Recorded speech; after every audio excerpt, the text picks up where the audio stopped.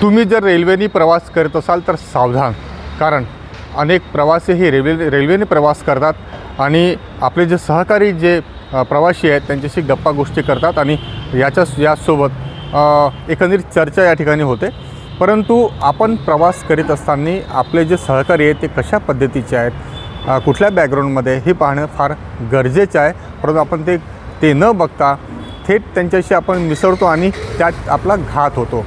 अशीच एक घटना नागपूर जिल्ह्यात घडलेली आहे। नागपूर रेल्वे स्थानकावर आज धक्कादायक एक चित्र सध्या आम्हाला बघायला मिळालं। आता ही रेल्वे स्थानकाची बिल्डिंग आहे, ही मुख्य रेल्वे स्थानक आहे आणि या रेल्वे स्थानकामध्ये लोहमार्ग पोलिसांचा सुद्धा हा एक ऑफिस आहे आणि या ऑफिसमध्ये आज सकाळी फोन आला साधारणतः 10 वाजता आणि त्याने सांगण्यात आलं की एका प्रवाशाचा इथे मृत्यू झाला आणि काही प्रवाशांनी त्याला लाथाबुक्क्याने मारून, अक्षरशः त्याला लाथाबुक्क्याने मारून त्याचा मृत्यू केला। पोलिसांनी हा जेव्हा कॉल आला तेव्हा शहानिशा केली तर ही उत्तर त्यांचं खरं होतं। जे प्रवाशांनी जे अननोन फोन केलं आणि तेव्हा जे प्रवासी होते, जे आरोपी होते 4 ते संपूर्ण हे 4ही जण हे मुस्लिम समाजाचे आहे आणि त्यांचे वय जे आहे हे 18 ते 21च्या दरम्यान हे युवक होते। हे युवक सिकंदराबादमधून या ठिकाणी ते प्रवास करीत नागपूरला काही खाजगी कामाने आले होते आणि हे करीत असताना एक युवक होता ज्याचं नाव आहे शशांक रामसिंग राज। हा युवक हा उत्तर प्रदेशचा राहणारा होता। हाही युवक हा सिकंदराबादमधून UPला दक्षिण एक्सप्रेसच्या माध्यमातून ते जात होते सगळे। परंतु इथे जेव्हा रात्री साधारणतः 3:30च्या दरम्यान या ठिकाणी ह्या 4ही जे आरोपी आहेत ज्यांचं नाव आहे मोहम्मद फयाज जावेद वय 19 वर्ष, सय्यद समीर जागीर 18 वर्ष, एक अल्पवयीन मुलगा आहे कोरेश्वर नाव आहे त्याचं आपण नाव घेता येणार नाही। चौथा आरोपी आहे मोहम्मद अमान अकबर वय 21 वर्ष आणि एक सर्वात शेवटचं म्हणजे अल्पवयीन जे सोडलं तर चौथा जो आरोपी आहे मोहम्मद खैदार इक्बाल 21 वर्ष।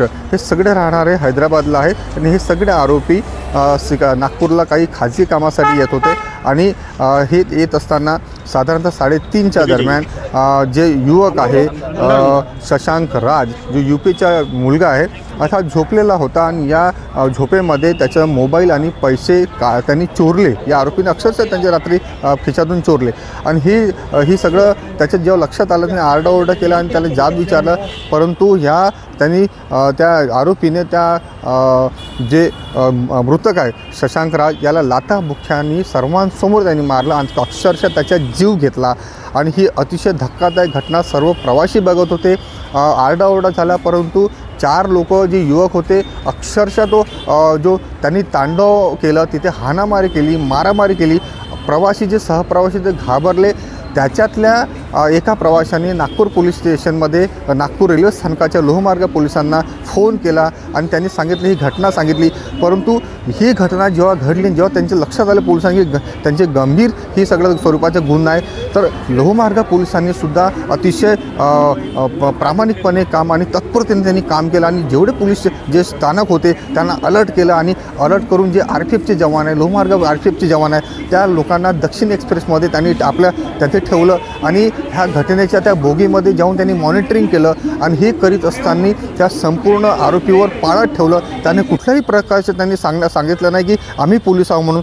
आणि जेव्हा ही ट्रेन नागपूर रेल्वे स्थानकावर आली तर त्याला अक्षरशः त्या आरोपींना त्यांनी पकडलं, अटक केली आणि ही अटक करत असताना त्यांनी व्हिडिओग्राफी केली। जेवढे काही एव्हिडन्स होते ह्या एव्हिडन्स त्यांनी कलेक्ट केले।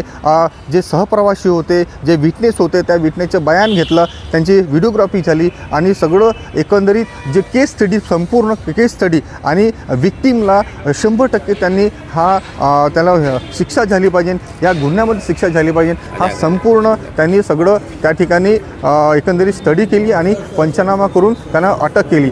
आणि जे मृतक होते शशांक राज यांच्या पोस्टमॉर्टमला नागपूर मेडिकल कॉलेजला पोस्टमॉर्टमसाठी त्यांनी पाठवण्यात आलं आणि आरोपीला जे 4 आरोपी आहेत जे मुस्लिम समाजाचे होते 18 ते 21 वर्षाच्या वयोगटातले जे 4ही युवक होते त्यांना अटक करून त्यांची रवानगी ही त्या ठिकाणी कोठडीमध्ये केलेली आहे. आणखी त्याच्यावर काही गुन्ह्याचं स्वरूप आहे का, आणखी काही त्यांची गुन्हेगाराची पार्श्वभूमी काय, हे तपासण्याचं काम सध्या केलं जातं. आणि सोबतच ही दक्षिण एक्सप्रेसमध्ये प्रवास करत असताना त्यांच्यासोबत आणखी काही लोक होते का याचीसुद्धा पडताळणी सध्या लोहमार्ग पोलीस RPFचे जवान हे करीत आहे.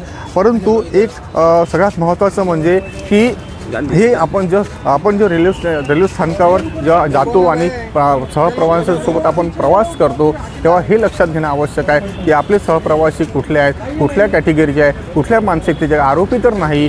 ही सगळी आपण बघितल्यानंतर त्यांच्याशी समोर आपल्याला त्यांच्याशी चर्चा करा, तुम्ही त्यांच्याशी संवाद साधा, संभाषण करा. कारण ही घटना धक्कादायक आहे. कारण आपण नेहमी प्रवास करतो रेल्वेचे, आपली मुलं बाळं करतात, फॅमिली करते, परिवार आपण त्याच्या सगळ्यांसोबत रेल्वेने प्रवास करतो. पण अशी जर घटना जर रात्री घडली आणि अशा ज्या प्रकारचे एखादी कृत्य घडलं तर मला असं वाटतं ही फार वेदनादायक ठरू शकते. म्हणून सावधान. आणि तुम्ही जर रेल्वेने प्रवास करत असाल तर या सगळ्या गोष्टी लक्षात घेणं गरजेचं आहे. कॅमेरा निलेशसह कृष्णा मस्के, NMC न्यूज.